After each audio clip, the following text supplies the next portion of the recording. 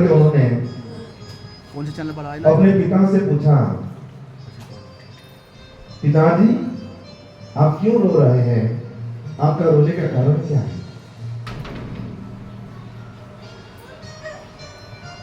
आत्मदेव जी कहते हैं, कोतिष्ठामि कोगच्छामि को में दुखम देखो है, मैं कहाँ जाऊं, मैं क्या करूं, इस संसार में मेरा दुख को दूर करने वाला कौन है? ऐसा लगता है मैं अपना प्राण का ही त्याग कर दूं।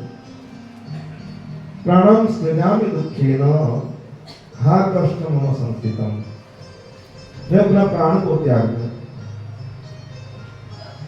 मन में वैराग्य, मन में वैराग्य तभी उत्पन्न हुआ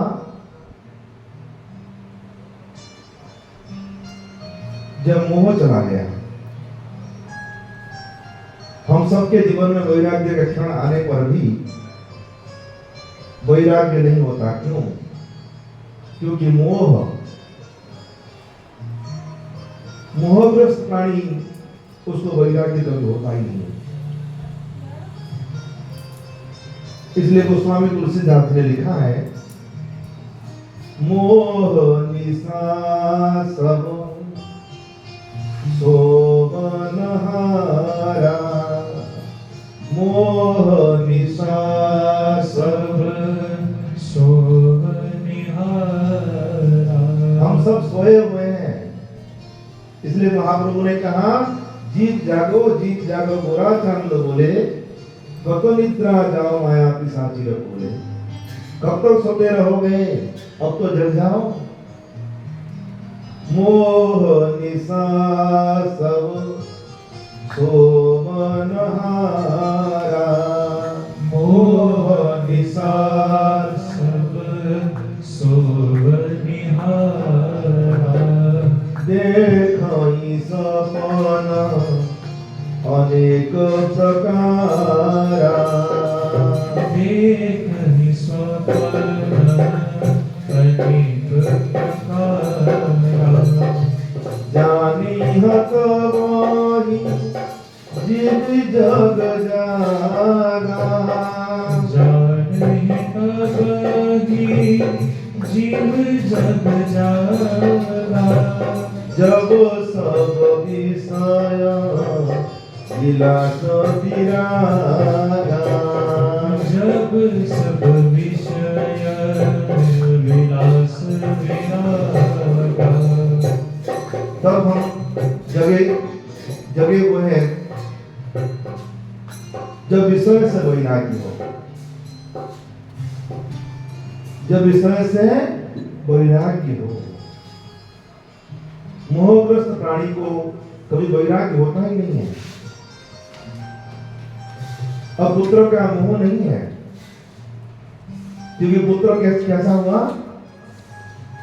पुत्र दुराचारी हो गया, दुष्ट हो गया, पुत्र का मोह चला गया और मन में वैराग्य में कहाँ जाऊं, क्या करूं। उस समय गोकर्ण जी आकर के अपने पिता आत्मदेव को समझाए, पिताजी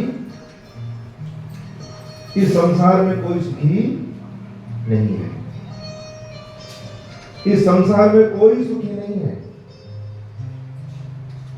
न चेन्न सुखम किंचित न सुखम चक्रवर्ती नाम, सुखम अस्ति विरक्तस्य मुनेर एकांत जीवना। दीन कहे धनवान सुखी, जो गरीब उसको लगता है संसार में वही सुखी जिसके पास बहुत धन है। दीन कहे धनवान सुखी, बहुत धनी व्यक्ति ऐसे हैं, धन तो बहुत है पर परेशान है, दुखी है, सुसाइड कर लिए। ये धन से सुख मिलता तो आत्महत्या क्यों करते? ऐसा बिल्कुल नहीं है। दीन कहे धनवान सुखी, धनवान कहे सुख राजा को भाई, राजा कहे महाराज सुखी, और महाराज कहे सुख इंद्र को भाई। इंद्र कहे चतुरानन को सुखम, इंद्र कहता मैं सुखी नहीं हूं, क्योंकि मेरा जो आसन है ना, कोई 100 अश्वमेध यज्ञ कर ले और मेरे सिंहासन पर उसका अधिकार हो जाएगा, इसलिए मेरा सिंहासन ये टेम्पररी है, परमानेंट नहीं है। मुझसे सुखी कौन है? ब्रह्मा जी। इंद्र कहे चतुरानन को सुख, ब्रह्मा कहे सुख विष्णु को भारी। तुलसीदास विचारी कहे हरि भक्ति बिना सब जीव दुखारी। भगवान की भक्ति के बिना सभी दुखी है, सभी दुखी है। सकल भुवन मध्ये निर्धनास्ते धन्या, निवसति हृदयेषां श्री हरेर भक्ति रेखा। भले ही संसार का धन नहीं है, पर जिसके हृदय में कृष्ण भक्ति रूपी धन विद्यमान है वही धनी है, क्योंकि भक्ति रूपी धन के द्वारा भगवान को भी बस में कर सकता है। हरिरपि निजलोकम सर्वथा तो विहाय निवसति हृदयेषां भक्ति सूत्रोपनतः। इसलिए महाप्रभु सच्चिदानंद श्री गौर हरि उन्होंने कहा कि उन्हीं के वहां भोग भिक्षा करने जाऊंगा जो लखपति हो। और ऐसे बहुत से लोग आए, लाख रुपया का मालिक, हम भिक्षा कराएंगे, लेना तुम लोग लखपति नहीं हो, तुम तो कंगाल हो। लखपति कौन है? जो प्रतिदिन 1 लाख नाम लेता है भगवान का, वो सच्चा लखपति है।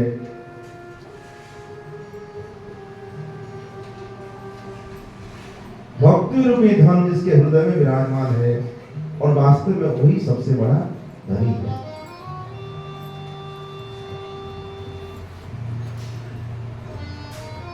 हे पिताजी, ये संसार कहने को संसार है, कहने को संसार है, पर वास्तव में संसार नहीं है, ये असार है। असारहम खलु संसारम दुख रूपी विमोहकम। संसार कैसा है? असार। असार माने जिसका कोई सार नहीं हो, जिसका कोई सार ना हो, वही असार, वही संसार। दुख रूपी ये संसार कैसा है? वह दुख रूपी। भगवान ने जब संसार बनाया ना, संसार बनाने के बाद उन्होंने अपना साइन बोर्ड लगाया ना। हम जब दुकान खोलते हैं ना, दुकान खोलने से पहले साइन बोर्ड लगाते कि नहीं? किस चीज की दुकान है? लगाते कि नहीं? फल की दुकान है कि ग्रोसरी की दुकान है कि फर्नीचर की दुकान है, साइन बोर्ड लगाते हैं। ऐसा ही भगवान ने भी संसार बनाया, और संसार बनाने से के पहले एक साइन बोर्ड लगाया, और साइन बोर्ड में क्या लिखा? ये दुखालयम अशाश्वतम। 2 शब्द लिखा है। पहला शब्द क्या लिखा? दुखालय, और दूसरा शब्द क्या है? अशाश्वतम, स्थायी नहीं है, टेम्पररी। दुखालय माने आपने सुना होगा विद्यालय, जहां पर विद्या मिलती है, विद्यालय। पुस्तकालय, जहां पर पुस्तकें मिलती है, जहां पर किताबें हैं, पुस्तकालय। औषधालय, या दवाई मिलती है। ऐसा ही भगवान ने लिखा दुखालय, जहां क्या मिलता है? दुख मिलता है। ये संसार, लोग कहते हैं महाराज संसार में आए हैं खूब मजे करो, खूब आनंद लो। आनंद के लिए संसार थोड़ी बना है। संसार भगवान ने बनाया आनंद के लिए नहीं। संसार एक कारागार है, संसार जेल खाना है। और जेल खाना में कोई आनंद में हो सकता है? हाँ, जो भूल जाता है वो सोचता है कि जेल खाना नहीं। कोई जेल खाना में आनंद लेते हैं ना। डेली दाल रोटी मिलती है, आज बढ़िया फेस्ट हो गया तो खूब आनंद आ गया, और वास्तव में वो आनंद नहीं है, क्योंकि अभी वो जेल में है। ऐसा ही इस संसार में क्षणिक आनंद को पा करके हम सब ऐसा मानते हैं हम बहुत मजे में है, आनंद में है, और ऐसा नहीं है।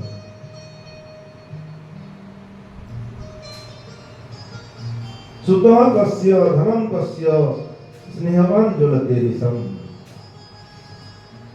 इस संसार का संबंध ये वास्तव में संबंध नहीं है। कौन किसका बेटा है?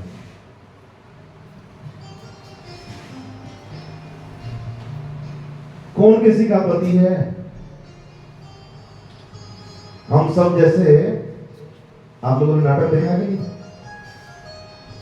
नाटक देखे कि नहीं देखे? हाँ, नाटक में अभिनय करते हैं ना, रोल करते हैं। कोई राजा बनता है, कोई भिखारी बनता है। इस संसार में भी हम सब जो है केवल अभिनय करने आए हैं। जिसको जैसा अभिनय मिला है उस अभिनय को करता है, परंतु अंतर क्या है? जैसे नाटक में एक व्यक्ति यदि उसको भिखारी का रोल मिले, क्या वो दुखी होगा कि मैं तो धनवान व्यक्ति हूं, मुझे क्यों भिखारी बना दिए? ना, क्योंकि वो जानता है भिखारी तो मैं अभिनय कर रहा हूं, मैं भिखारी नहीं हूं। और यदि कोई भिखारी को, कोई गरीब को यदि राजा का अभिनय मिले, वो राजा का अभिनय करे, क्या उसको अभिमान होगा कि मैं राजा हूं? नहीं होगा, क्योंकि वो जानता है कि मेरा अभिनय है, मैं वास्तव में राजा नहीं हूं। और इस संसार में विडंबना यह है, हम सब अभिनेता हैं, हम सब अभिनय कर रहे हैं। उस अभिनय को हम अभिनय नहीं मानते, उसको सत्य मानते हैं, इसलिए सुखी होते हैं, दुखी होते हैं। पर वास्तव में यही सच्चाई नहीं है।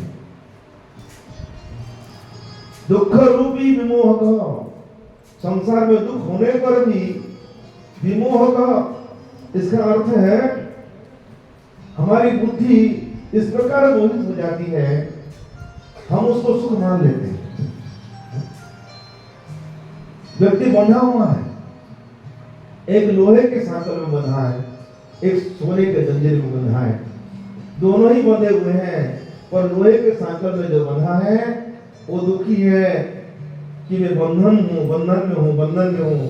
और जो सोने के सांकल में बंधा हुआ है उस बंधन को नहीं देखता, उस सोने को देख के पसंद होता है, मेरे पास सोना है, उस बंधन को देखता नहीं है। ऐसा ही इस संसार में हम सब बंधन बंधे हुए हैं, और बंधन को देखो तब तो वैराग्य होगा। हम बंधन को नहीं देखते, हम सामान्य तुच्छ आनंद को पाकर के सब कुछ भूल जाते हैं। इसलिए संसार को बोला गया सागर। कितना संसार सागर, संसार को सागर की उपमा देते हैं ना। सागर किसको कहते हैं? सागर माने समुद्र। समझ में आ रही है कि बात?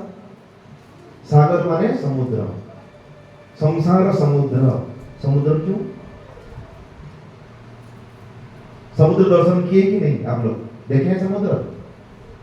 देखे हैं समुद्र? समुद्र के पानी पिए हैं? मुंह में तो बया होगा, मुंह में तो लिए होंगे ना? हाँ, कैसा है? क्यों? देखने में तो ऐसा नहीं लगता। हम जब देखते हैं समुद्र का जल बिल्कुल साफ, बहुत सुंदर, और ऐसा मन करता है कि मैं जी भर के पी लूं, और जब मुख में लेते हैं जैसा दिखाई देता है ऐसा होता नहीं है। ऐसा ही ये संसार जैसा दिखाई देता है, स्वाद लेने में बिल्कुल ऐसा नहीं है। इसलिए संसार को सागर की उपमा दी गई।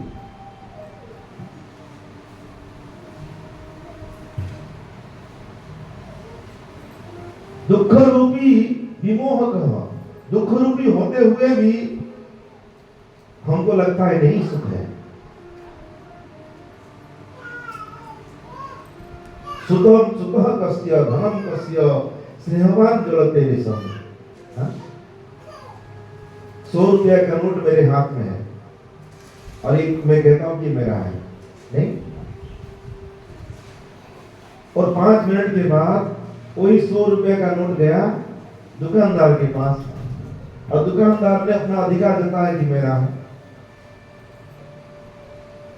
थोड़ी देर बाद किसी और के पास गया, उसने कहा मेरा है, परंतु इन सब में से कौन सच बोल रहा है? केवल स्नेहवान आसक्ति है, इसलिए हम तप रहे हैं।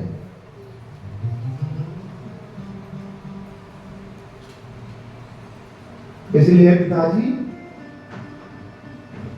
संसार में 2 ही बंधन है, एक अहंता, एक ममता। देहेस्ति मांस रुधिरे, 2 श्लोक ये गोकर्ण गीता, मात्र 2 श्लोक में अपने पिता को बहुत ही दिव्य उपदेश दिए।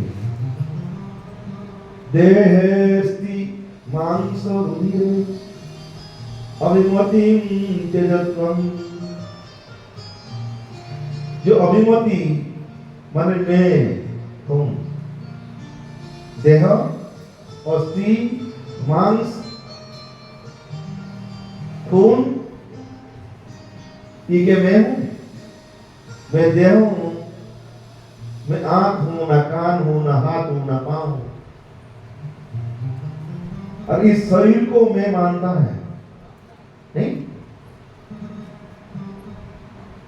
शरीर को मैं मानता है। लोग कहते महाराज हमने थोड़े ही पाप किए हैं, भगवान के पास क्यों जाएंगे? जो पाप किए वो जाए भगवान के पास,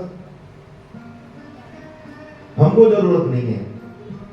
एक बात बताओ, दूसरों की संपत्ति को हड़प लेना, अधिकार जताना, ये पाप नहीं है? एक कवि ने कहा, देह को मैं मानना सबसे बड़ा यह पाप है। देह को मैं मानना सबसे बड़ा यह पाप है।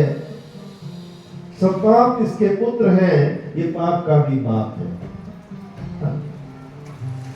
इस देह जो मैं नहीं हूं और हमने मैं मान लिया।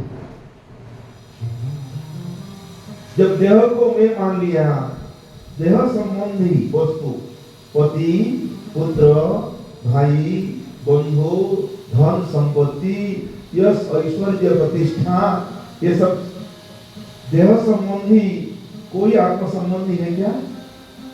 हाँ? पति का संबंध किसके साथ है? देह के साथ है या आत्मा के साथ है? परिवार का संबंध किसके साथ है? देह के साथ है या आत्मा के साथ? किसके साथ है? बोलो। हाँ? बोलो बोलो। सब देह के साथ। ये कोई आत्मीय नहीं है। अज्ञान के कारण हम इनको आत्मीय मानते हैं। आत्मीय कौन है? जो आत्मा संबंधी है। और आत्मा किसका अंश है? किसका अंश आत्मा? भगवान का अंश है। भगवान स्वयं गीता में कहे बोले हैं, ममैवांश जीवलोको जीवभूतो सनातनः, जीव मेरा ही अंश है, सनातन अंश है, अनादि काल से वो मेरा ही अंश है। जब आत्मा भगवान का अंश है तो आत्मा का संबंध केवल भगवान से है, इसलिए भगवान को छोड़ करके और कोई आत्मीय हो ही नहीं सकते। जब देह को आत्मा मानता है ना, तो देह संबंधी वस्तुओं को ही वो आत्मीय मानता है। पति आत्मीय है, पुत्र आत्मीय है, भाई बहन आत्मीय है ना, ये सब देह संबंधी। जाया सुतादिषु सदा ममता विमोहितम्। जाया सुता आदिषु, आदि माने जितने भी हैं, ममता विमोहितम्, उनके प्रति जो ममता है, एक तो देह को मैं माना अहंता, और देह संबंधी वस्तुओं को मेरा माना, मेरी है, ये ममता। बोले ममता त्याग करो, ममता विमोहितम्। पर इतना आसान नहीं है। हम सब जानते हैं और जानने के बाद भी इसको त्याग करना बहुत कठिन है, बहुत कठिन है। उसके लिए क्या वैराग्य चाहिए। विपश्यानिशं जगदिदं क्षणभंगनिष्ठम्। इस संसार को केवल नाशवान, क्षणभंगुर, निरंतर ये भावना करना चाहिए। आप बताइए, हम ऐसा करते हैं? प्रति क्षण ये भावना करना चाहिए, भावना होनी चाहिए कि नाशवान है, नाशवान है, नाशवान है, ये रहेगा नहीं, ये टेम्पररी है, टेम्पररी है, टेम्पररी, परमानेंट नहीं। जगत में कोई ना परमानेंट, जगत में कोई ना परमानेंट, ये सब कुछ टेम्पररी है। तेल चमेली चंदन साबुन चाहे लगा लो सेंट, जगत में कोई ना परमानेंट, परमानेंट है।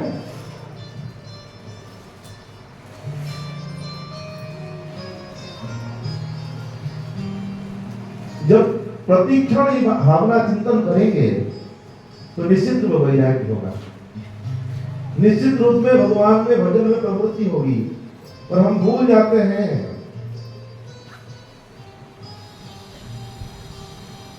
हमारे वृंदावन के एक रसिक नारायण स्वामी जी वो कहते हैं, दो बातन को भूल मत जो चाहे कल्याण, दो बातन को भूल मत जो चाहे कल्याण, नारायण एक मूर्त को जो जो श्री भगवान। वृंदावन बिहारी लाल की। दो चीज को भूलना नहीं चाहिए, एक मृत्यु और दूसरा किसको? भगवान को। जोर से बोलो, किसको नहीं भूलना चाहिए? भगवान को। और सच तो यह है, यदि हम मृत्यु को याद करेंगे, भगवान अपने आप याद आएंगे। और हम भूल जाते हैं कि हम मरने वाले हैं, हम मरेंगे इस बात को भूल गए, इसलिए ये आसक्ति है। मृत्यु जीवन का अंतिम सत्य है। चाहे कुछ भी कर लो, कोई भी उपाय अपना लो, मृत्यु को कोई टाल नहीं सकता। टाल सकता है ना। पर भागवत में लिखा है, भागवत के आश्रय लेने से मृत्यु तो होगी, पर मृत्यु का जो भय, काल ज्ञान मुख त्रास त्रास निर्णास है तबे। मृत्यु को मिटाने के लिए भागवत नहीं है, पर हाँ हर कोई इसलिए भयभीत है कि हाय मैं मर न जाऊं ना। कोई मरना चाहता है? हाँ? कोई मरना नहीं चाहता। हम तो झूठ बोलते हैं, उसने देह त्याग कर दिया बोलते हैं ना, उसने शरीर त्याग कर दिया बोलते कि नहीं? हाँ? ये सच है? इसमें सच्चाई है क्या? बिल्कुल नहीं है। उसने शरीर छुड़ा नहीं, उससे शरीर छुड़ा लिया गया, नहीं? कोई छोड़ता नहीं, छुड़ना नहीं चाहता, फिर भी छुड़ा लिया जाता है। और ये जो भय, मृत्यु का भय, भागवत का आश्रय लेंगे तो मृत्यु का भय मिट जाएगा।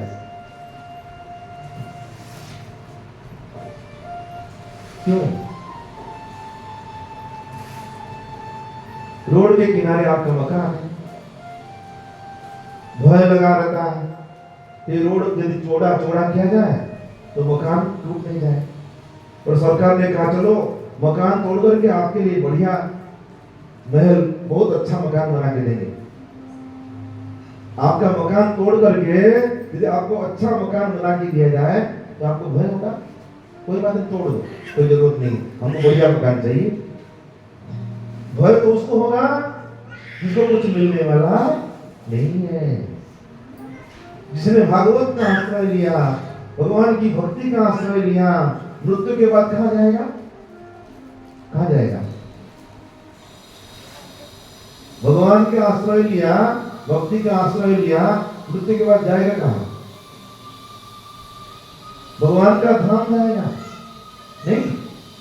अब जहां पर जन्म नहीं, मृत्यु नहीं, जरा व्याधि नहीं, भगवान के दिव्य धाम जाएगा, उसको भय क्यों होगा?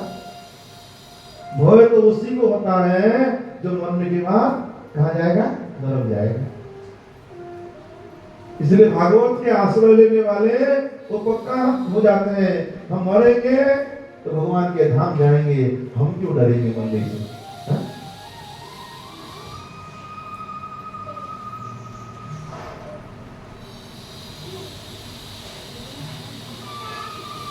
पश्यानिशं जगदिदं क्षणभङ्गनिष्ठं वैराग्य राग रसिको भो भक्तिनिष्ठः।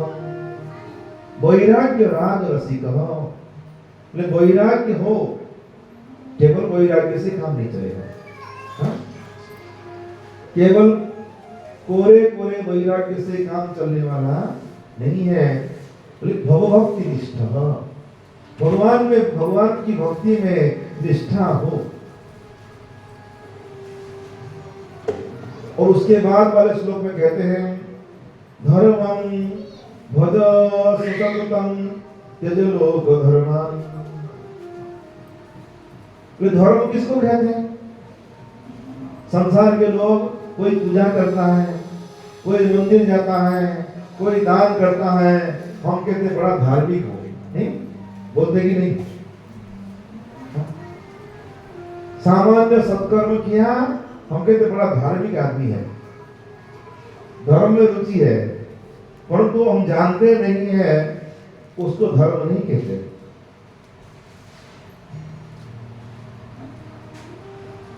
संसार धर्म नाम जब तक कुछ चले तो भागवत कहे ना परिपूर्ण चले। धर्म के नाम पर संसार में जो कुछ चल रहा है और भागवत कहता है ये सब छल है, वास्तव में धर्म नहीं है।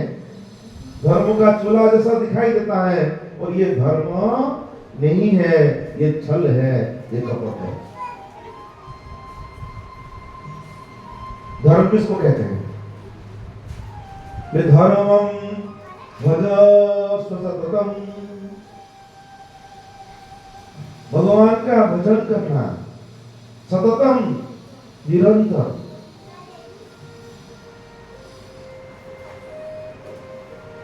त्यज लोक धर्मान, लोक धर्म को त्याग करना।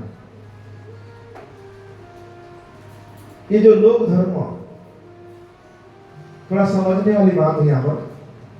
ये लोक धर्म क्या है? लौकिक धर्म का त्याग करने की बात क्यों कहेंगे?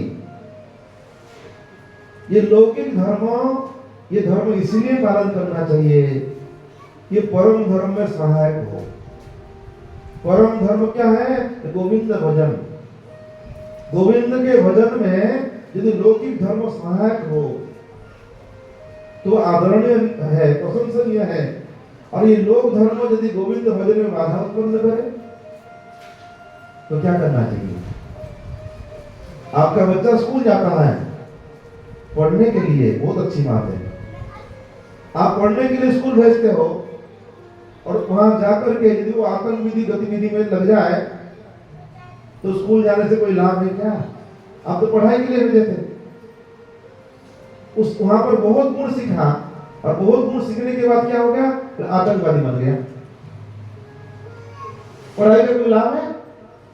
ऐसा ही इस संसार में पति, पुत्र, भाई, बंधु, धन संपत्ति, ये सबका एकमात्र लक्ष्य गोविंद भजन। सांसारिक धर्म जितना इसलिए पालन करना चाहिए भगवान के भजन में सहायक हो, क्योंकि भगवान का भजन करना प्रत्येक जीव का लक्ष्य है। प्रत्येक जीव का, चाहे मनुष्य हो, चाहे पशु हो, चाहे वृक्ष हो, चाहे कोई भी क्यों ना हो, प्रत्येक जीव मात्र का कर्तव्य गोविंद भजन। और ये सांसारिक धर्म गोविंद भजन में सहायक हो तो प्रशंसा के योग्य है। और यदि यही बाधा उत्पन्न करे,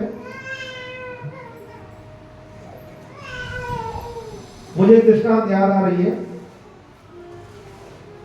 कि एक बार क्या हुआ,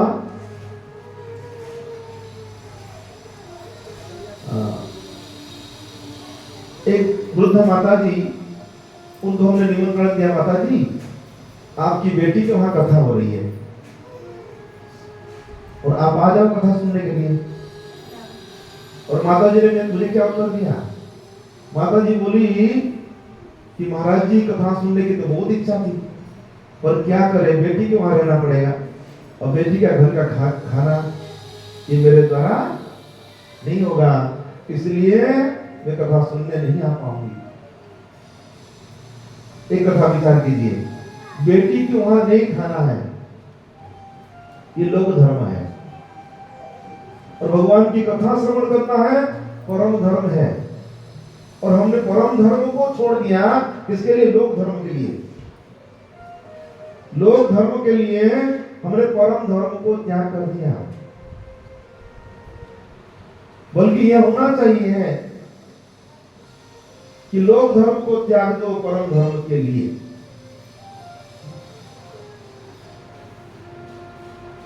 धर्मं भज सुसततं त्यज लोक धर्मं सेवस्व साधु पुरुषान् जहि काम तृष्णां। सेवस्व साधु पुरुषान्, साधु संग, संतों की सेवा, भक्तों की सेवा, जहि काम तृष्णां। कैसे करना चाहिए? बोले जहि काम तृष्णां, काम तृष्णा को त्याग करके, अथवा संतों की सेवा करके संसार की जो काम तृष्णा है, संसार की जो इच्छा है, तृष्णाएं है, साधु संग के बिना संसार की आशा मिटती नहीं है।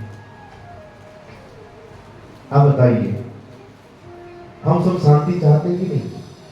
हाँ, हर कोई शांति चाहता है, चाहता कि नहीं? इस संसार में ऐसा कोई नहीं है जो शांति नहीं चाहता हो। पर शांति की इच्छा करने से क्या शांति मिलती? एक महात्मा से किसी ने प्रश्न किया, महाराज शांति का कोई उपाय बताइए, शांति चाहिए। महात्मा ने बोला, बेटा तू शांति की इच्छा मत कर, क्योंकि शांति की इच्छा करने से शांति नहीं मिलती। शांति की इच्छा मत कर, इच्छाओं को शांत कर।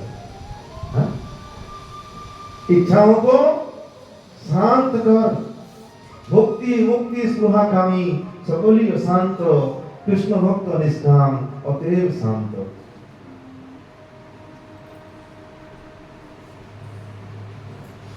और संसार की इच्छा कभी मिटती है? मिट भी नहीं सकते। भगवान प्रकट होकर के यदि बोले कि वर मांगो क्या चाहिए, एक बार मांगना, उसके बाद कोई इच्छा ही ना हो, ये संभव नहीं है। हाँ, संसार की इच्छा कब मिटेगी? साधु संग से। इसलिए वेदास ने कहा गाया है, आज के दिवस की जाऊं बलिहारा, मेरे घर आया राजा राम जी का प्यारा, मेरे घर आया राजा राम जी का प्यारा। आज के दिवस की जाऊं बलिहारा, आज के दिवस की जाऊं बलिहारा, मेरे घर आया राजा राम जी का प्यारा, मेरे घर आया राजा राम जी का प्यारा। करो दंडवत चरण पखारो, करो दंडवत चरण पखारो, धन मन धन संतन परवारो, परम धन संतन परवारो। आंगन भवन भयोति पावन, आंगन भवन भयोति पावन, हरि जन बैठे हरि जस गावन, हरि जन बैठे हरि जस गावत।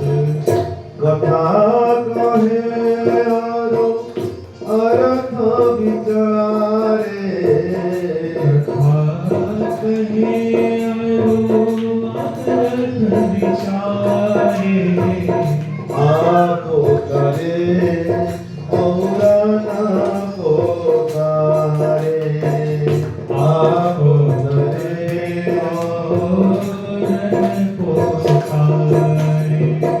कहे रे दास मिले हरि दास, कहे रे दास मिले हरिदास, जन्म जन्म की पूरी आशा, जन्म जन्म की पूरी आशा। आज के दिवस की जाऊं बलिहारा, आज के दिवस की जाऊं बलिहारा, मेरे घर आया राजा राम जी का प्यारा, मेरे घर आया राजा राम जी का प्यारा, मेरे घर आया राजा राम जी का प्यारा, मेरे घर आया राजा राम जी का प्यारा। बोले भक्तवत्सल भगवान की जय। जहि काम कृष्णाम अन्यस्य दोष गुण चिंतनमासु मुक्त्वा। ना किसी का दोष देखना है, ना किसी का गुण देखना है, क्योंकि संसार दोष गुणमय है। इस संसार में दोष भी है, गुण भी है। जो दोष है वो माया का है, जो गुण है वो भगवान का है। सेवा कथा रसम हो नितराम शिवोत्तम। भगवान की सेवा, भगवान की कथा रस को निरंतर पान करना चाहिए। नितराम शिवोत्तम।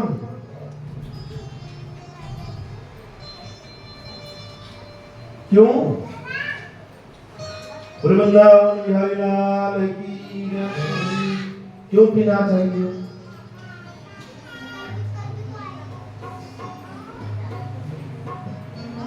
क्योंकि हम सब कलियुगी मनुष्य है ना। हाँ? ध्यान दीजिए, हम सब कलियुगी मनुष्य हैं। दोष तो अनेक है, इतना दोष है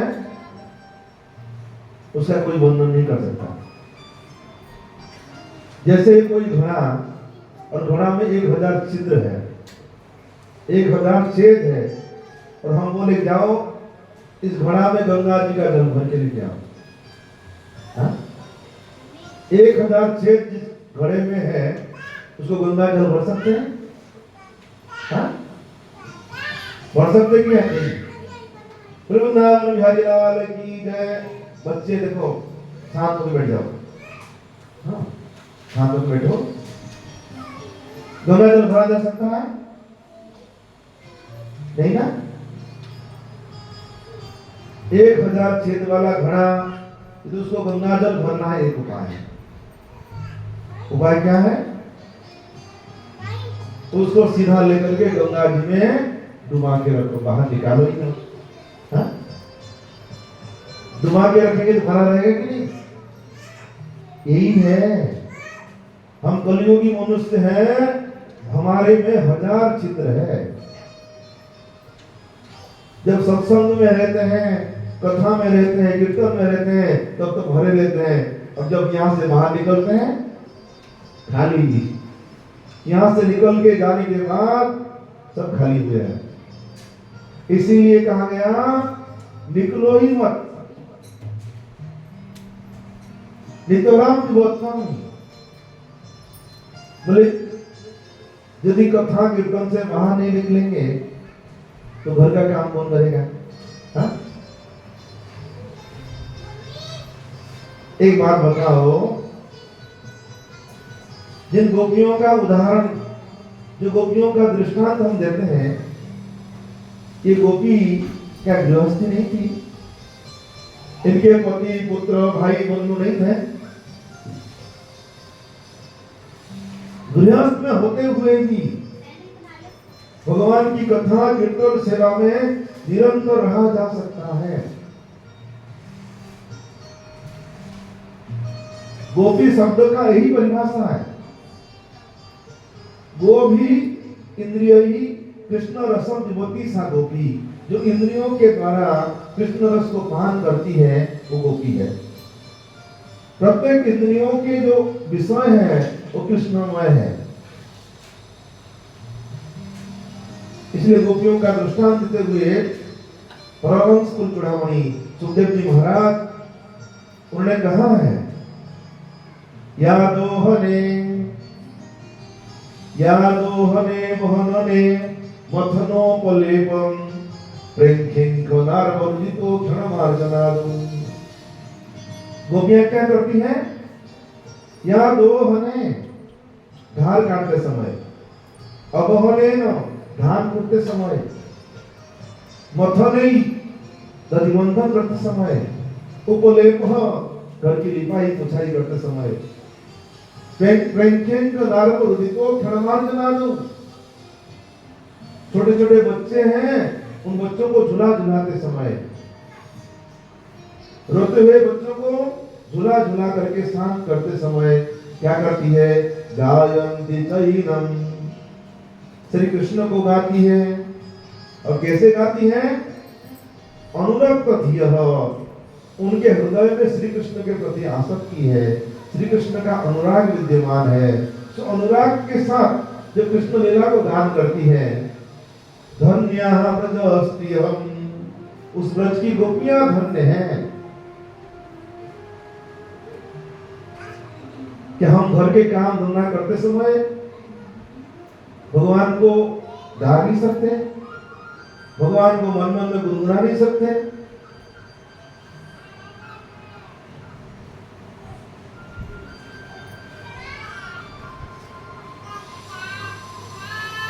सेवा कथा रसमोह नितराम जीवत्वम। आगे हम सुनेंगे वो अनेक जगह पर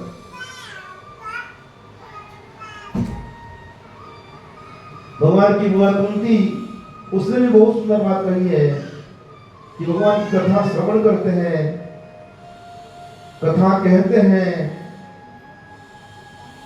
और कब कोई नहीं हो उस कथा को गुनगुनाते रहते हैं, तो आपके चरणारविंद को अवश्य प्राप्त करते हैं, इसमें कोई संशय नहीं है।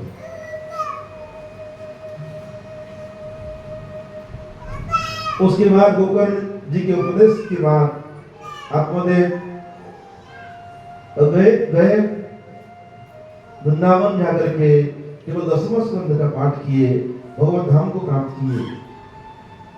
धुंधकारी कितना पापी था, धुंधकारी प्रेत बन गया, और गोकर्ण जी श्रीमद् भागवत की कथा श्रवण करा करके धुंधकारी का उद्धार किए। उसके लिए दिव्य विमान आया, और विमान में चढ़ करके धुंधकारी भगवत धाम को चला गया। धुंधकारी जैसा महान पापी का भी उद्धार श्रीमद् भागवत के द्वारा हुआ।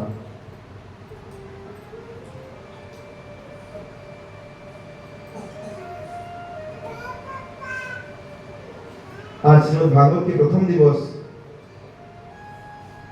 हम प्रथम दिवस की कथा श्रवण करेंगे। और कथा आप लोग ये मत देखिए कि भाई कोई, और असल बात यही है, हम जो दिखाई देते हैं ना, जो लोग कथा के पंडाल में दिखाई देते हैं वो नकली श्रोता है, असली श्रोता तो दिखाई नहीं देते। जो असली श्रोता है कथा के वो दिखाई नहीं देते। प्रहलाद, नारद, पराशर, व्यास आदि ऋषि मुनि महात्मा वो वास्तव में कथा के असली श्रोता है।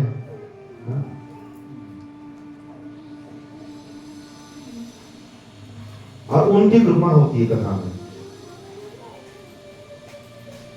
भले हम नकली है, और हमारे ब्रज में कहावत है, वो कहावत ही है कि झूठ-मूठ खेले सचमुच होई। झूठ-मूठ खेले सचमुच होई, और सचमुच खेले बिरला कोई। भला ही हमारा खेल झूठ है, परंतु झूठ खेलते खेलते एक दिन यही सत्य हो जाए, और सचमुच खेलने वाले तो कोई बिरला ही होता है। जो भी हो, आज हम प्रथम स्कंद की कथा प्रवेश करेंगे। आइए 2 मिनट बहुत नाम से करें, एक भजन सुना दो, उसके बाद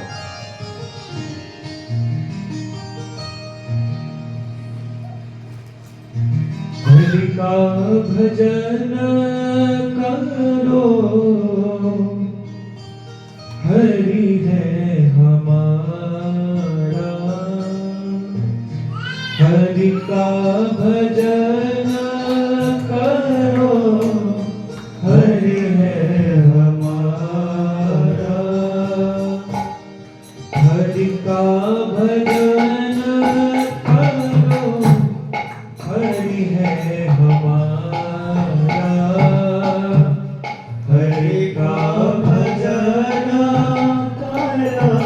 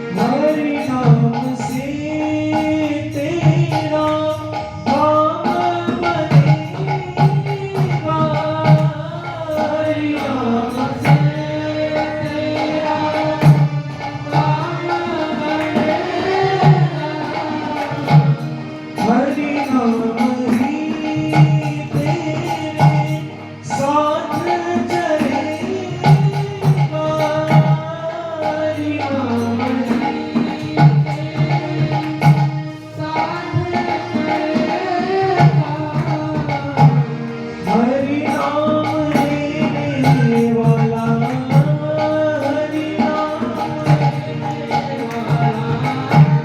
हरि नाम गाने वाला, हरि नाम गाने वाला, हरि नाम गाया, हरि का भजन करो, हरि है हमारा,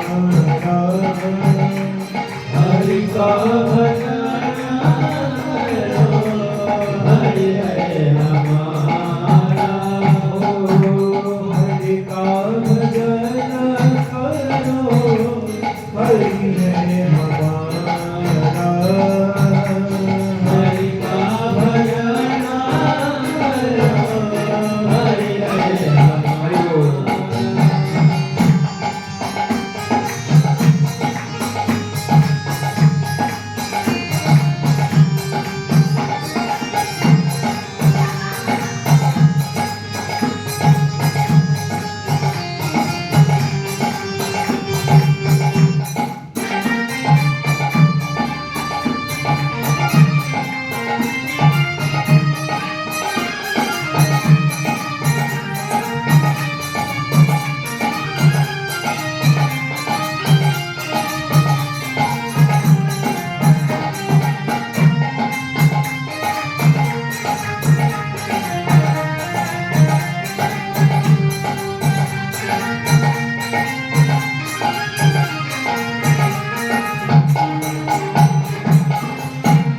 कोई कहे राधे श्याम, कोई राधे सीताराम, कोई कहे राधे श्याम, कोई राधे सीताराम, कोई गिरधर गोपाल, कोई राम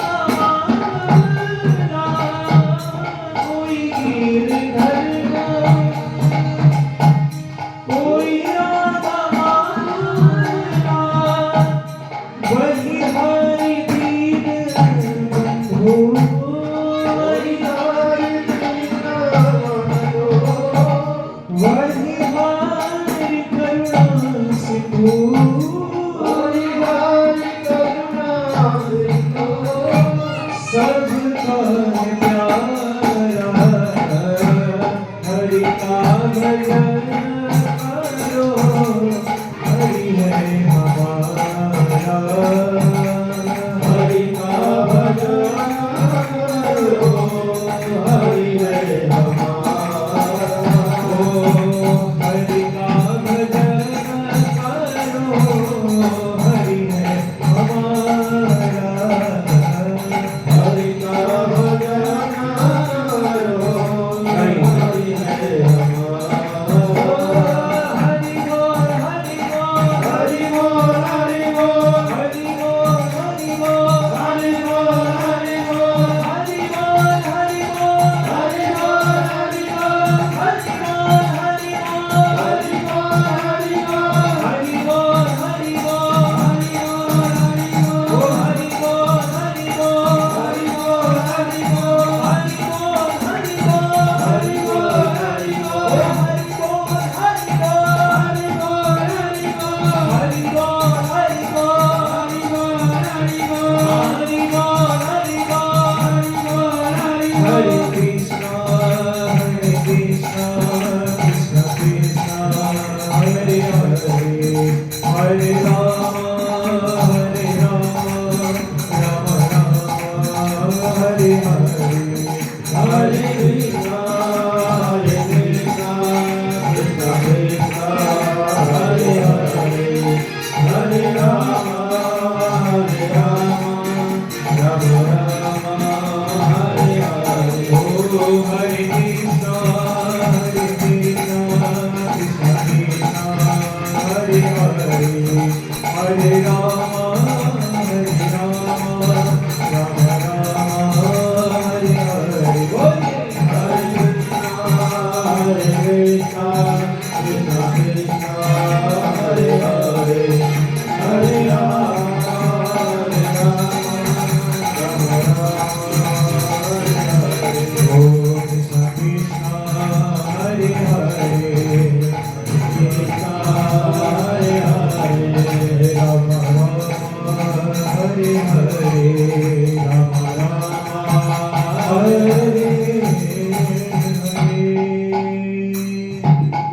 बोले वृंदावन बिहारी लाल की जय, राधा रानी सरकार की जय, सच्चिदानंद श्री गौर हरि की जय, जय जय श्री राधे।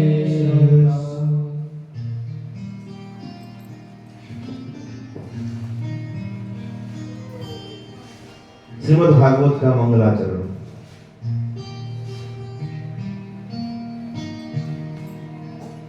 श्रीमद् भागवत के मंगलाचरण में भगवान वेदव्यास जी एक बहुत ही सुंदर श्लोक उद्धृत करते हैं। थोड़ा मन को शांत करके, क्योंकि विषय बहुत गंभीर है, बहुत गंभीर है, वेदांत है।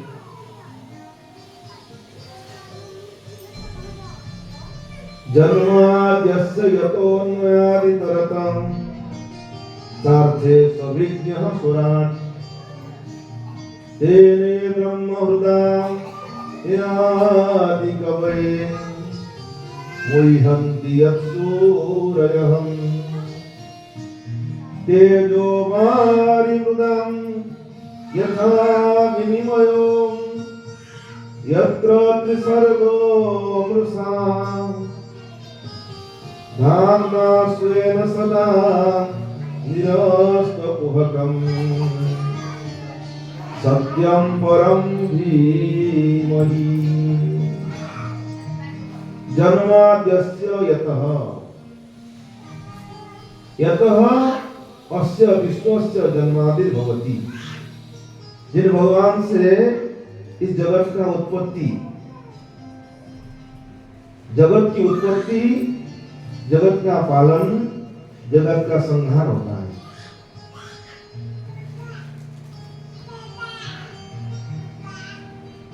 बनाने वाले कौन है? भगवान। आप कह सकते हैं, हमने तो सुना है सृष्टिकर्ता कौन है? कौन? जोर से यहां बोलते हैं तो यहां से आवाज नहीं आती है। हाँ? कौन है सृष्टिकर्ता? ब्रह्मा जी। ऐसे ही बोलना है,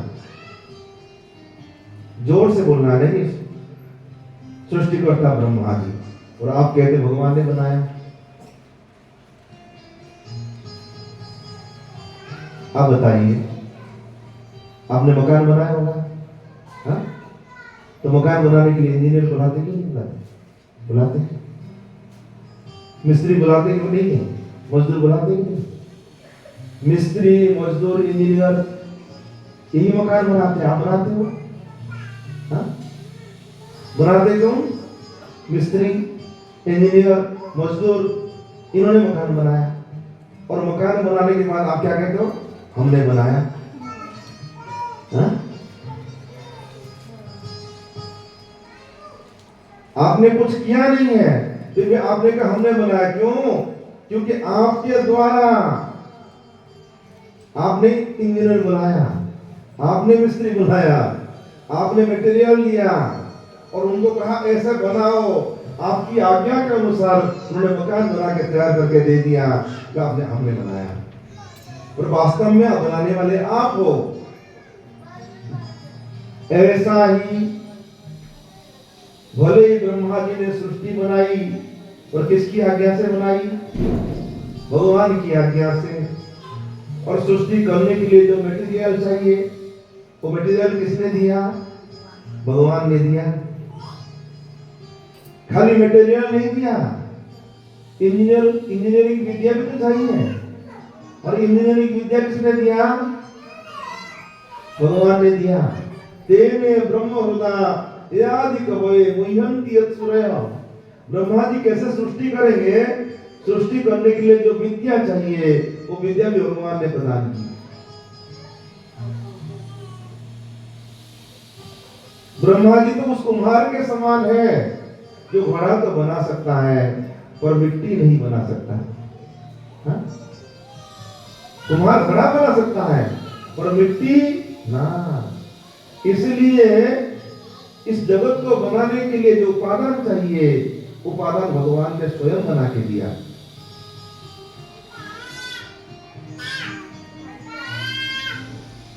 भगवान इस जगत के निमित्त कारण है और भगवान जगत के उपादान कारण भी है। संसार में कोई वस्तु बनाने के लिए दो कारण अपेक्षित है। थोड़ा ध्यान दीजिए, थोड़ा सा ध्यान। कहते हैं ना, रास्ते में चलते हैं तो क्या लिखा रहता है गाड़ी में? हाँ, लिखा रहता है नहीं, सावधानी हटी। और इसलिए कथा में भी बहुत सावधान। कथा श्रवण कराने से पहले सूत गोस्वामी सोनका दृष्टि से कहते हैं, मैं तुमको सब कथा सुनाऊंगा, परंतु एक कथा सावधान प्रयास सुनो, फिर सावधान होकर सुनो। कथा में यदि सावधानी ना हो तब तो कथा जितने मधुर क्यों ना हो, कथा हमारी पल्ले में पड़ी नहीं पड़ेगी। इसलिए बहुत सावधान, बहुत कठिन भी नहीं है। संसार में कोई वस्तु बनाने के लिए दो कारण अपेक्षित है, एक निमित्त कारण, एक उपादान कारण। माने बनाने वाला, बनने वाला, दोनों अलग है। घड़ा बनाएंगे, घड़ा बनाने के लिए क्या चाहिए? ये मिट्टी चाहिए। मिट्टी तो है पर बनाने वाला कुम्हार नहीं है। ये घड़ा बन सकता है? कुम्हार तो है पर बनने वाला मिट्टी नहीं है, तो घड़ा बनेगा। और मिट्टी अलग वस्तु है, कुम्हार अलग वस्तु है। बनाने वाला अलग है, बनने वाला अलग है। जो बनने वाला है वो उपादान कारण, जो बनाने वाला है वो निमित्त कारण। समझ में आया? हाँ? बनने वाला निमित्त उपादान और बनाने वाला निमित्त। जिसके द्वारा बनाया गया वो निमित्त है और जो बना है वो उपादान है। ऐसा ही ये जगत को बनाने वाला कौन है? भगवान। बनने वाला कौन है? यदि बनाने वाला भगवान है तो बनने वाला क्या है? बोले बनने वाला भी भगवान है, निमित्त कारण भी भगवान है और उपादान कारण भी भगवान है। इसलिए भगवान जगत के अभिन्न निमित्त उपादान कारण है। इसलिए जगत मिथ्या नहीं है।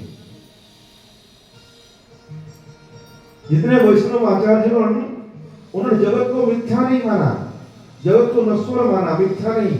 यदि मिथ्या बोलेंगे तो भगवान भी मिथ्या हो जाएंगे। आप बताइए, आपके पास सोने का कंगन है, ये सोने का कंगन ये सत्य है कि मिथ्या है? ये सच है कि झूठ है? हाँ, आप बताओ, सोने का कंगन है, ये सच है कि झूठ है? क्या है? बोलो बोलो। डर के मारे नहीं बोल रहे हैं। झूठ बोलेंगे तो क्यों है? दे दो ना। झूठ बोल सकते हैं, सत्य बोल सकते हैं। कोई सोने का कंगन उसको सोनार में हाथ में ले लिया और सोनार में उसको क्या किया? उसका रूप परिवर्तन कर दिया, उसको सोने का हार बना दिया। तो कंगन सच था? जो सच यदि था तो अभाव कैसे हो गया? जो सत्य वस्तु उसका अभाव नहीं होता, तो अभी कंगन तो है ही नहीं। अब तो हार बन गया, तो कंगन झूठा है कि नहीं? झूठा है। और वो हार बन गया, हार सत्य है? बोले वो भी झूठा है। थोड़ी देर में उसको परिवर्तन कर दूसरा बना दिया। एक बार बताओ, जहां हार है वहां कंगन है क्या? हार में कंगन नहीं है, कंगन में हार नहीं है। कंगन में हार का अभाव है, हार में कंगन का अभाव है, परंतु दोनों में एक चीज है जो हार में भी है कंगन में भी है, वो क्या है? सोना। समझ में आया? तो हार झूठा है, कंगन झूठा है, और सोना से कंगन को कभी अलग कर सकते हैं? सोने से हार को कभी अलग कर सकते हैं? नहीं कर सकते। यहाँ भी सोना है, वहां भी सोना है, इसलिए जो सब जगह है वो सत्य है। ऐसा ही जगत जिस रूप में दिखाई देता है उस रूप में असत्य है, और उसके मूल उपादान जिससे बना है वो असत्य नहीं है, वो परम सत्य है। इसलिए जगत असत्य नहीं है। इसका मतलब यही है, एक तो ब्रह्मा की सृष्टि, एक भगवान की सृष्टि। भगवान ने जो बनाया वो सत्य है, ब्रह्मा ने जो बनाई, ब्रह्मा की सृष्टि असत्य है। इसलिए पंच महाभूत, पांच कर्मेंद्रिय, ज्ञानेंद्रिय, मन बुद्धि चित्त अहंकार, ये ब्रह्मा की सृष्टि नहीं है, भगवान की सृष्टि है। इसलिए भगवान की सृष्टि कभी असत्य नहीं हो सकती। आया समझ में? अन्वयादितरतः जगत के रूप में विद्यमान होते हुए भी जगत के गुण से अलग है। जगत में ब्रह्म है और जगत ब्रह्म नहीं है। ध्यान दीजिए, आप में, आपके अंदर भगवान है पर आप भगवान नहीं हो।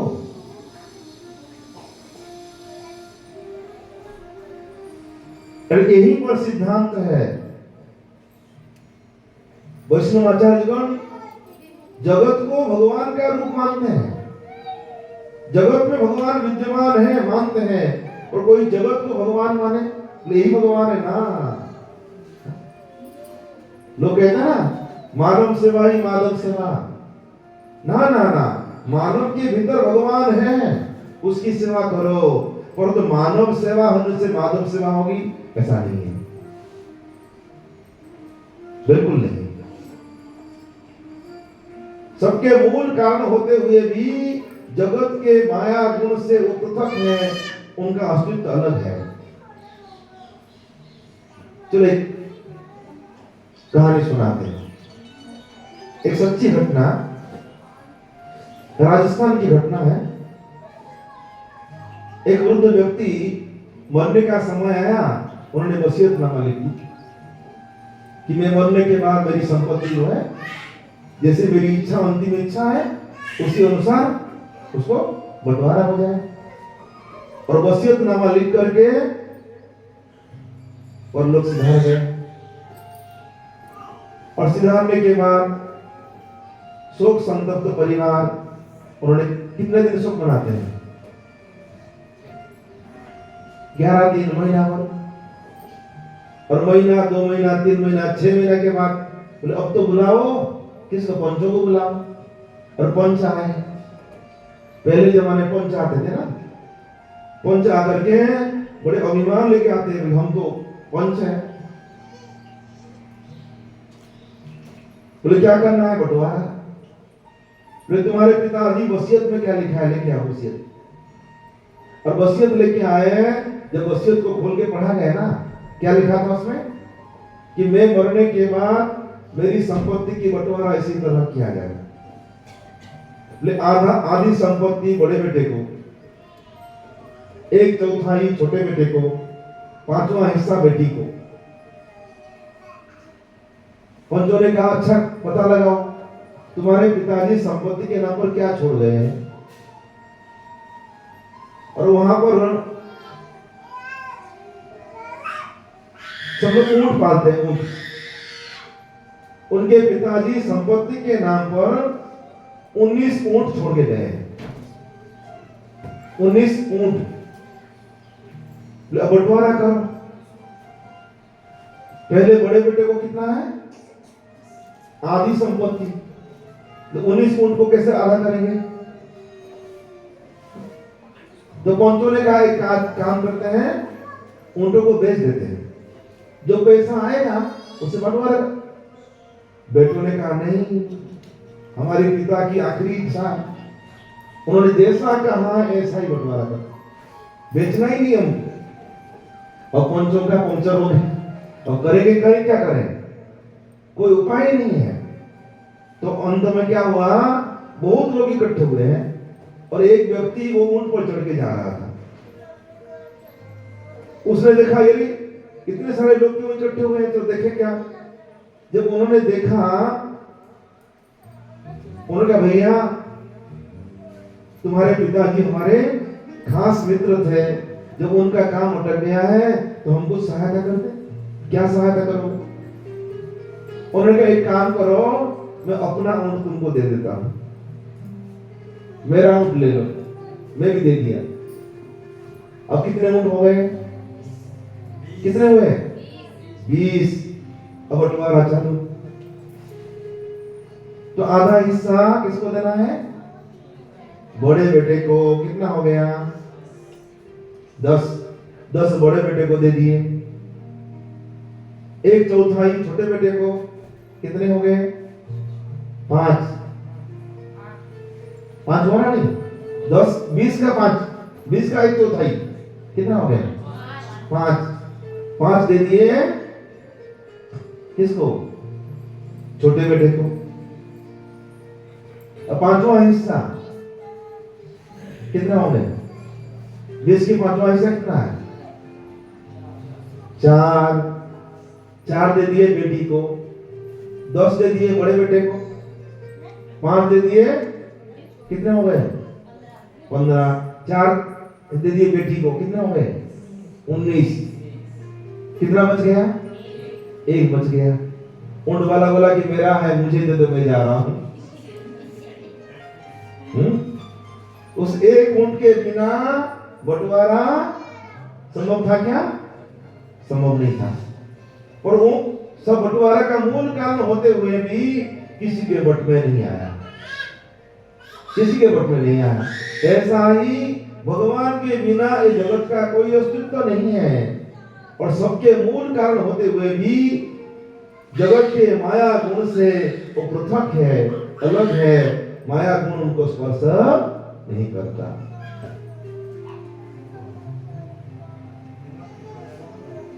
जो अर्थेषु अभिज्ञः,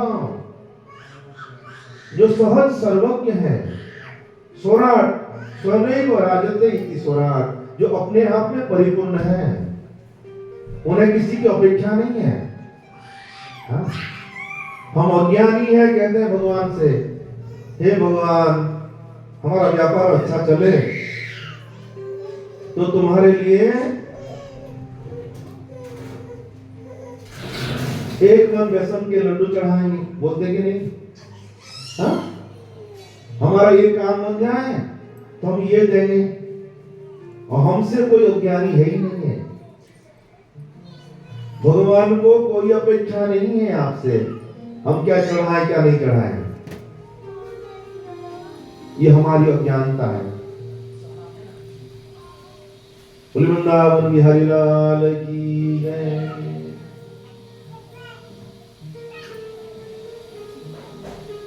अपने आप में परिपूर्ण है।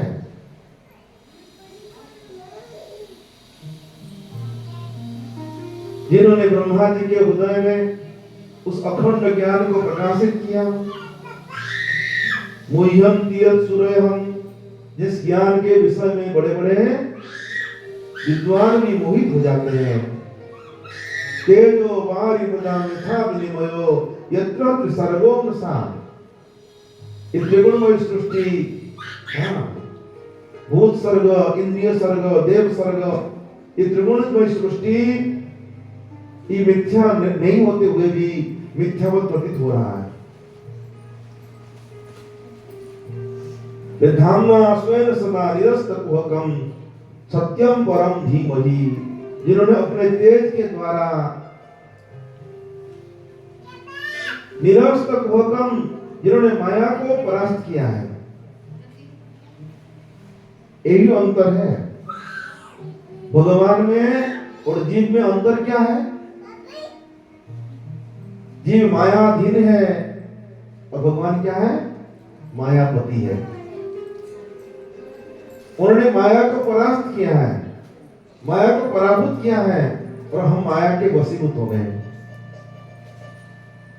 सत्यम परम धीमहि, उस सत्य स्वरूप परमात्मा को हम सब मिलकर के ध्यान करते हैं। सत्यम परम धीमहि, उस परम सत्य को हम सब मिलकर के ध्यान करते हैं। क्यों? उनका नाम, उनका रूप, उनकी लीला और उनका धाम, ये चार सत्य वस्तु हैं। वृंदावन बिहारी लाल की जय। बैठ जाओ, क्या हो रहा है?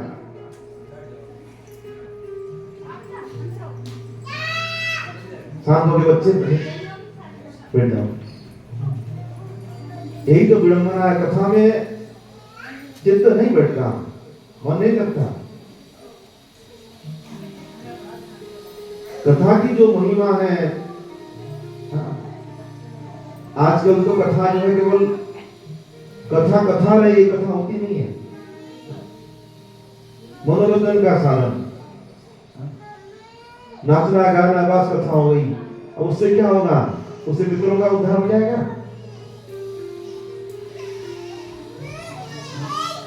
हम जिसके निमित्त कथा करते हैं,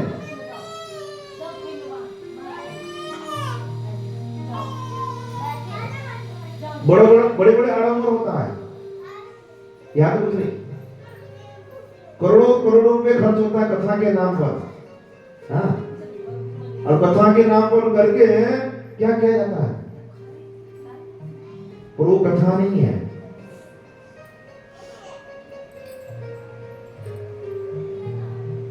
भगवान की कथा श्रवण करने के लिए बड़े बड़े ऋषि मुनि महात्मा महापुरुष वो कथा श्रवण करने के लिए आते हैं। उनको बुलाया जाता है यहाँ कथा सुनने के लिए, और उनको बुलाकर के हम यदि यही सुनाएंगे कि वो सुनने के लिए आते हैं, हाँ? उससे पितरों का कल्याण नहीं होता है, उससे जीव का कल्याण नहीं होता। वही जीव भाग्यशाली जो कथा में प्रीति हो।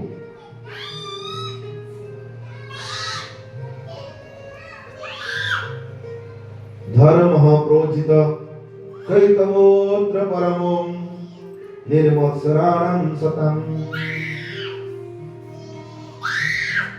देखिए,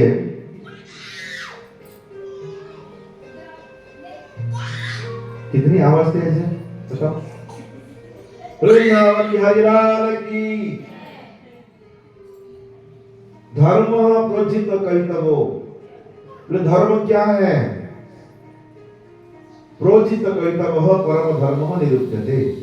हाँ, श्रीमद् भागवत में क्या लिखा है? इस श्रीमद् भागवत का विषय है धर्म। कौन सा धर्म?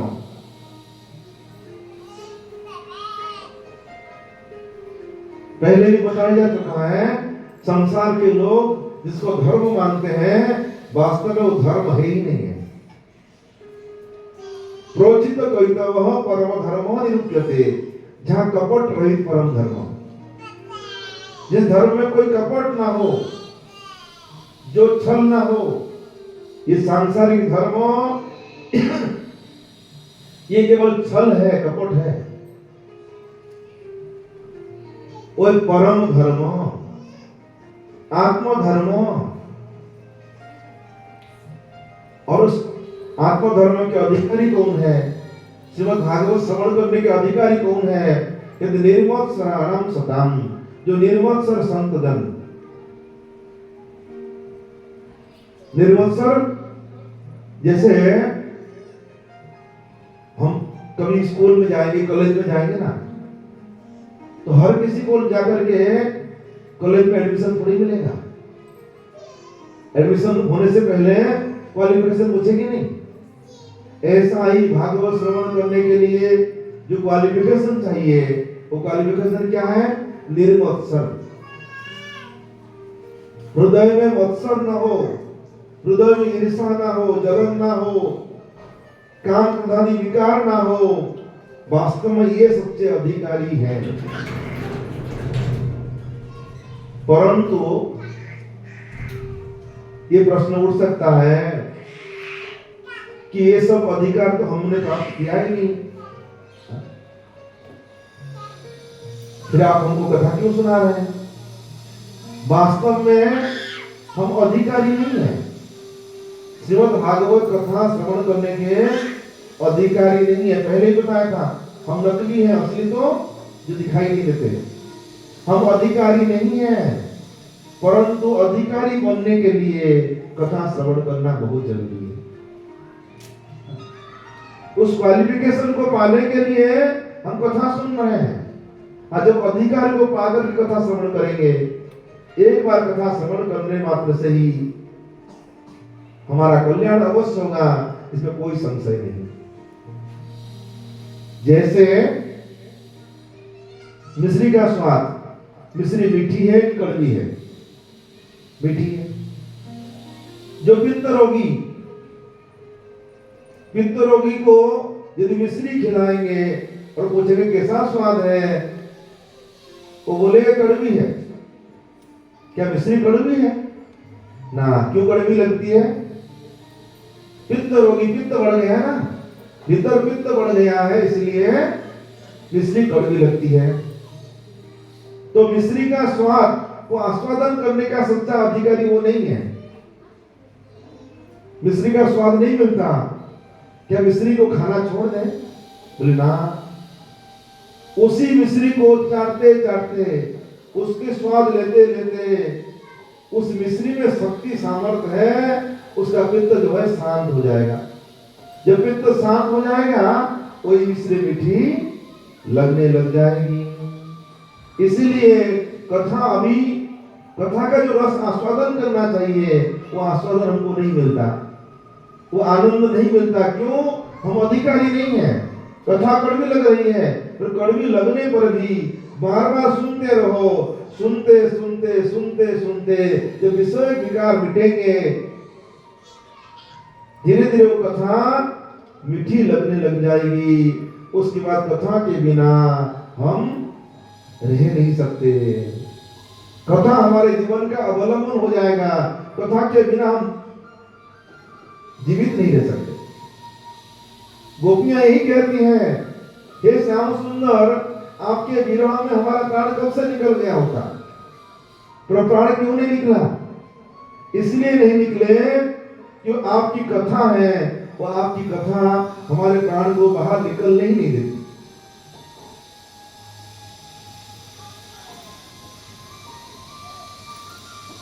इसलिए अधिकार को पाने के लिए कथा श्रवण करना जरूरी है। और संबंध श्री कृष्ण है, और प्रयोजन क्या है? तापत्रयोन्मूलनम। तीनों प्रकार के ताप, संसार के तरह तरह के ताप, तरह तरह के दुख, इन दुखों को मिटाने के लिए एकमात्र औषधि कृष्ण प्रेम, कृष्ण सेवा। और जितना उपाय कर लो, इस संसार में दुखों का छुटकारा पाने के लिए हम बहुत उपाय करते हैं। जितना भी उपाय कर लो, भगवान की भक्ति के बिना और कोई साधन के द्वारा ये दुख मिटने वाला बारे नहीं है। इसलिए श्री कृष्ण प्रेम ही जीव का प्रयोजनीय वस्तु। ये अनुबंध चतुष्ट है, विषय, अधिकारी, संबंध, प्रयोजन। विषय क्या है? श्रीमद् भागवत का विषय क्या है? विषय है धर्म, परम धर्म। ध्यान दीजिए, याद रहा? श्रीमद् भागवत का विषय क्या है? परम धर्म। और श्रीमद् भागवत के लिए क्वालिफिकेशन क्या है? निर्मत्सर। माने मत्सर माने ईर्ष्या, द्वेष जिसके चित्त में ना हो, विकार शून्य, यह है अधिकारी। और संबंध क्या है? श्री कृष्ण। प्रयोजन क्या है? कृष्ण प्रेम। विषय, अधिकारी, संबंध, प्रयोजन, इसे कहते हैं अनुबंध चतुष्टय।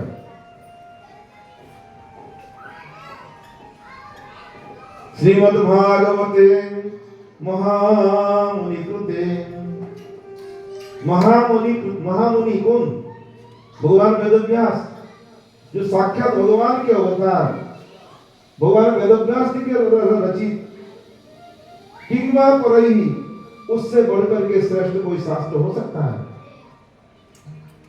वे सत्यो हृदय वरोधते तत्पृथिवी। भागवत श्रवण करने की इच्छा जिसके हृदय में जग जाती है, हर किसी के हृदय में भागवत श्रवण करने की इच्छा जागृत नहीं होती। किसके हृदय में होती है? पृथ्वी माने पुण्यात्मा। पापी व्यक्ति, उसके मन में कथा श्रवण की इच्छा नहीं होती। तुलसी पूर्व पाप पे परिचर्चा न सुहाए। पूर्व जन्म के पाप के प्रभाव से भगवान की कथा में रति नहीं होती।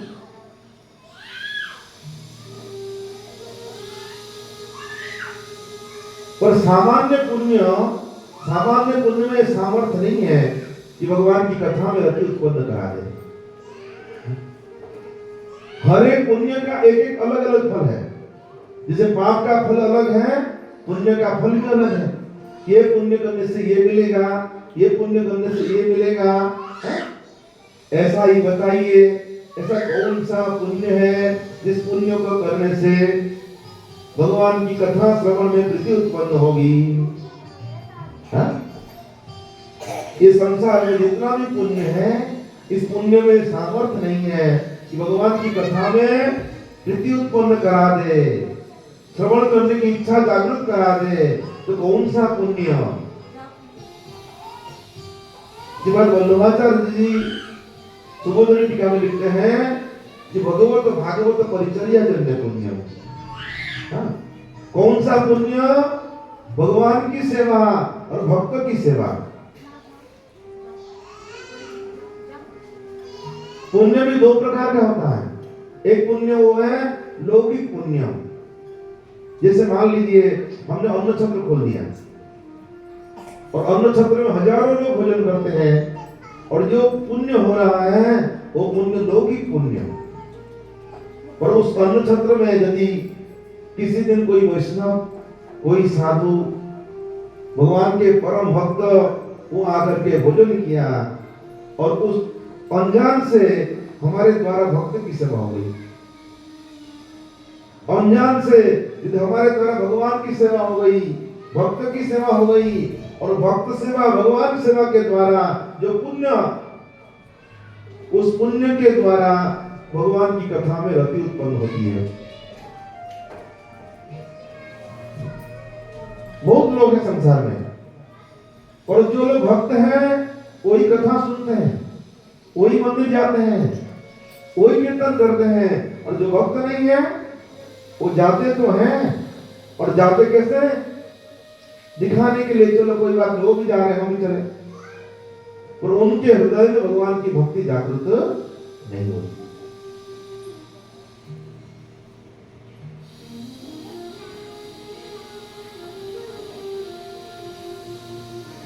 तीसरे श्लोक में बोलते हैं, श्रीमद् भागवत क्या है? निगम कल्प तरोर गलितम फलम।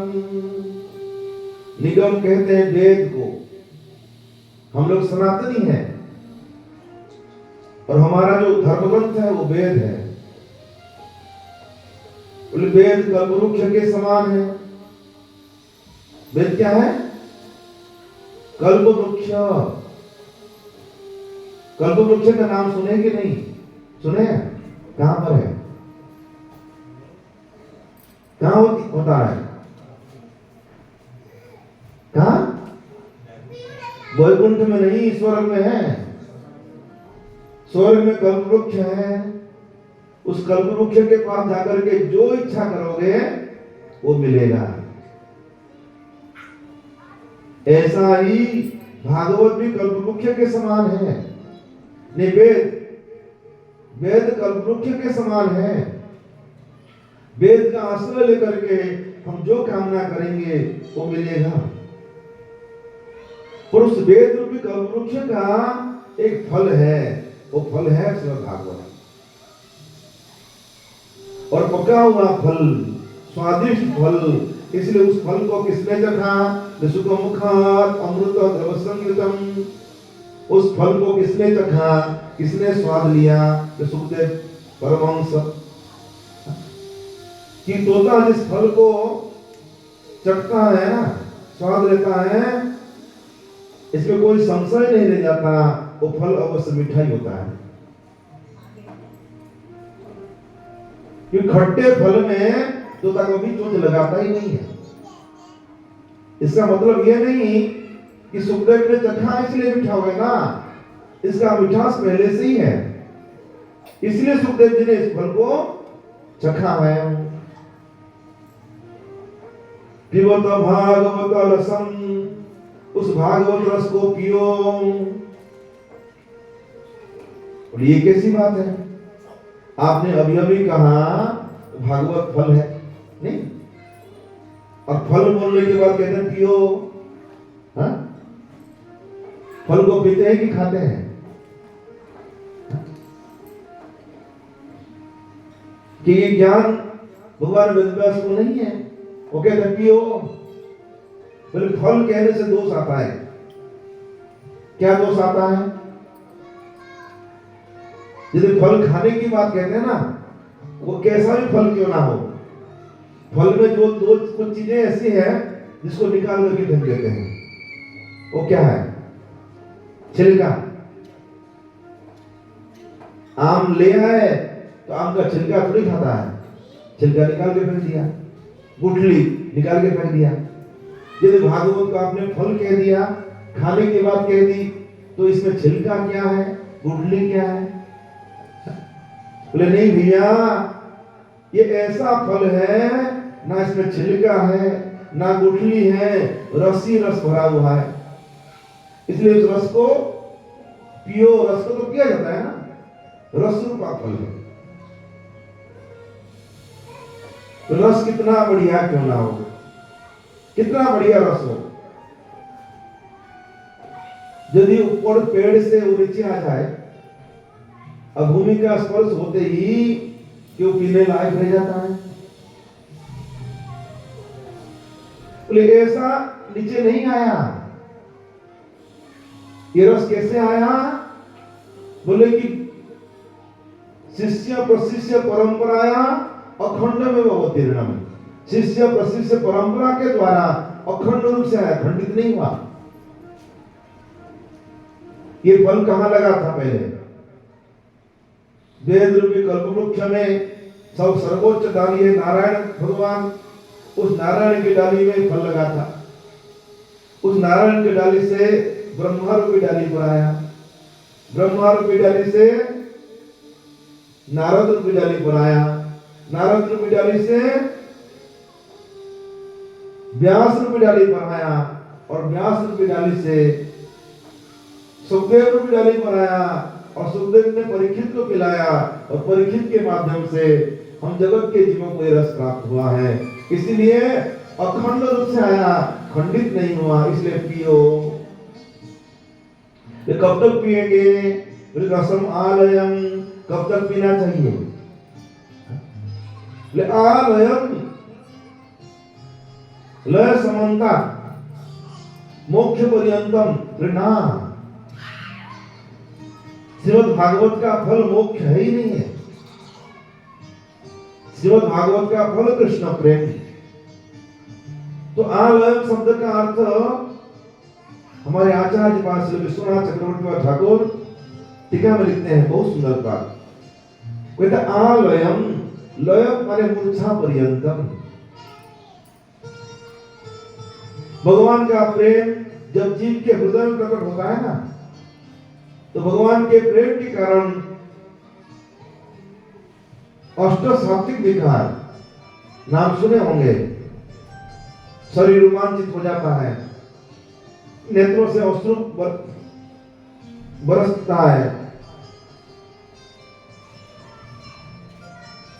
श्वेत कंप रोमांच पुलक अश्रु, वैवर्ण्य स्वरभंग, और अंतिम दशा है मूर्छा। भगवान के प्रेम में वो मूर्छित हो जाता है। बोले तब तक कथा सुनो जब तक मूर्छित नहीं हो जाओ। भगवान के प्रेम के कारण यदि मूर्छा दशा प्राप्त हो जाए कि मूर्छा दशा प्राप्त होने के बाद कथा श्रवण करना संभव है क्या? संभव नहीं है। तो जब तक मूर्छा दशा प्राप्त नहीं हो जाए तब तक कथा सुनते जाओ और कथा सुनते सुनते मूर्छित हो गए और उसके बाद फिर मूर्छा भंग हुई, फिर कथा सुनो। कब तक सुनो? जब तक मूर्छा नहीं हो जाए। माने इसका मतलब यही है भगवान की कथा केवल साधन नहीं है, भगवान की कथा साधन का फल है, साध्य है।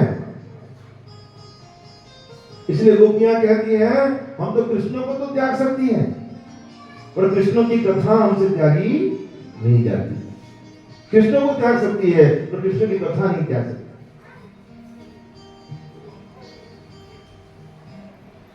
मोर हो रसिका भुवि भावुकहम, बार बार पान करो हे रसिको, हे भावुको, आओ आओ इस रस को पान करो। क्योंकि भगवान की कथा रस को पान करने के लिए रसिक होना जरूरी है, भावुक होना जरूरी है। जहां रसिक ना हो, रस के मर्मज्ञ ना हो और भाव जिसके दिल में ना हो वो भगवान की कथा का अधिकारी नहीं। भगवान की भक्ति भाव का विषय है, अज्ञान बुद्धि का विषय है। जिसके पास दिमाग नहीं हो उसको ज्ञान नहीं होता, और जिसके पास दिल नहीं हो उसको भक्ति नहीं होती। बुझा? समझ में आया? भक्ति दिल का विषय है, दिमाग का नहीं, और ज्ञान दिमाग का विषय है, दिल का नहीं। इसलिए दिमाग में जो बात है ना, अक्सर बात दिमाग से निकल जाती है और जो बात दिल पे आ जाए निकलती है क्या? आपके पति बाहर गए मार्केट में, आपने लंबा लिस्ट बोल दिया, ये लाना है, वो लाना है, वो लाना है, लंबा चौड़ा लिस्ट, और लेके तो आए हैं, बेचारे एक चीज भूल गए। क्यों जी? ये क्यों नहीं लेके आए? बोले क्या करूं, दिमाग से निकल गया, है ना? दिमाग से निकल गया। पर किसी के साथ झगड़ा हो जाए, हाँ भैया भूल जाओ, क्यों दिल में? बोले क्या करूं महाराज, भूल नहीं सकता, दिल पे उतर गया, भूल नहीं सकता। जो दिल में बस जाता है कभी निकलता नहीं है, जो दिमाग में अक्सर बात निकल जाता है। इसलिए भक्ति जो है ना, जिसके हृदय में भक्ति विराजमान है तो भगवान को छोड़ करके कहीं अन्यत्र जा भी नहीं सकता। इसलिए भावुक होना जरूरी है। नैमिषारण्य में सूत गोस्वामी उच्च आसन पर विराजमान है। सोनकादि 88,000 ऋषि वृंद और सबके मुखिया सोनक जी, और सोनक जी ने प्रश्न किया, नमिषे निमिषो क्षेत्रे ऋषय सौनकादयः सत्रम स्वर्गाय लोकाय सहस्र समुवासतम्। 1000 वर्ष में पूरा होने वाला यज्ञ, उस यज्ञ का संकल्प लेकर के 1000 वर्ष तक यज्ञ करेंगे। उस यज्ञ का संकल्प लेकर के विराजमान है और प्रातः होता नहीं हो, सवेरे सवेरे यज्ञ की आहुति पूरी कर दी, पूर्णाहुति हो गई। क्यों? वास्तव में यज्ञ करना उनका लक्ष्य नहीं है, उसके लिए वहां इकट्ठे नहीं हुए हैं। ये यज्ञ का तो बहाना है, इस बहाने भगवान की कथा सुनने को मिलेगी। भगवान की कथा सुनने के लिए सब लोग इकट्ठे हुए हैं। और सोनक जी ने प्रश्न किया, हे गुरुदेव, जो शिष्य आज्ञाकारी है जो शिष्य गुरुजनों की आज्ञा मानता है, जो स्निग्ध है, अनिंदुक है, ऐसे शिष्यों के सामने गुरुदेव कोई बात छुपाते नहीं है। आपने गुरुमुख से समस्त वेद शास्त्र को अध्ययन किया है, इसलिए कृपा करके बताइए। तत्र तत्रान्यसायुष्मन् भवता यद्विनिश्चितम् ओम साम एकांततः श्रेयः तन्नः संसितुमर्हसि। कृपा करके बताइए, गुरुजनों के उपदेशों से, वेद शास्त्रों में से कलियुगी जीवों के परम कल्याण का सहज साधन आपने क्या निश्चय किया है? ये पहला प्रश्न। पहला प्रश्न क्या है? कलियुगी जीवों के परम कल्याण का सहज साधन आपने क्या निश्चय किया? याद रखना, मैं बार बार पूछूंगा इसको। क्या है पहला प्रश्न? बोल सकते हैं कोई?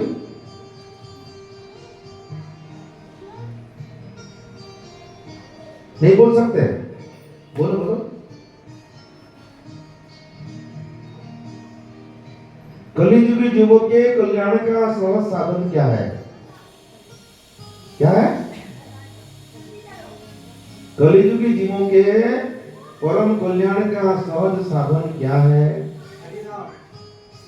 उत्तर पूछ नहीं रहे हम। कौन बोल रहे हैं? हम उत्तर पूछ नहीं रहे हैं। उत्तर तो सुखदेव मुनि बोलेंगे। अभी प्रश्न ही याद कर लो। पहला प्रश्न क्या है? बोलो बोलो।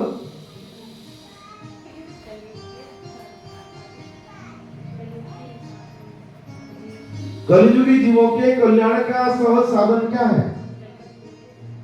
याद रहा? कलियुग के जीव हमारा कल्याण कैसे हो? हम कलियुगी जीव हैं, हमारा कल्याण कैसे हो? कल्याण का सहज साधन क्या है? सरल प्रश्न है। याद रहा कि नहीं? ये पहला प्रश्न। और दूसरा प्रश्न है, मानो सुध गोस्वामी कहते हैं तुम वेद शास्त्र को पढ़ लो।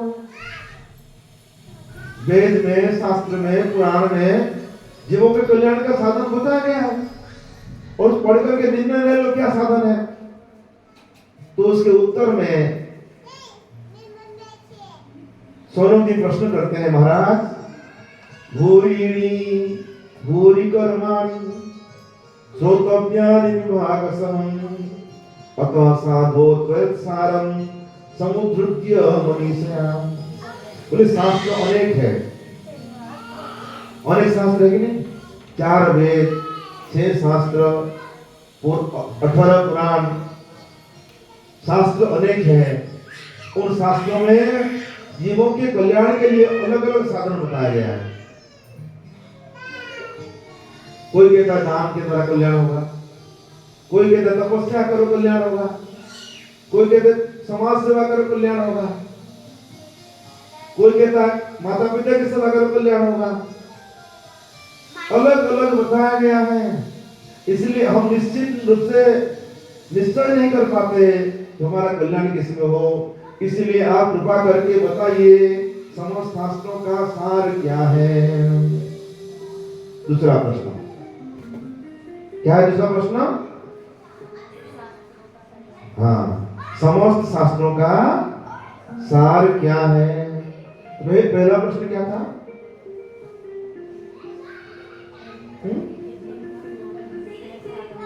हाँ, जोर से।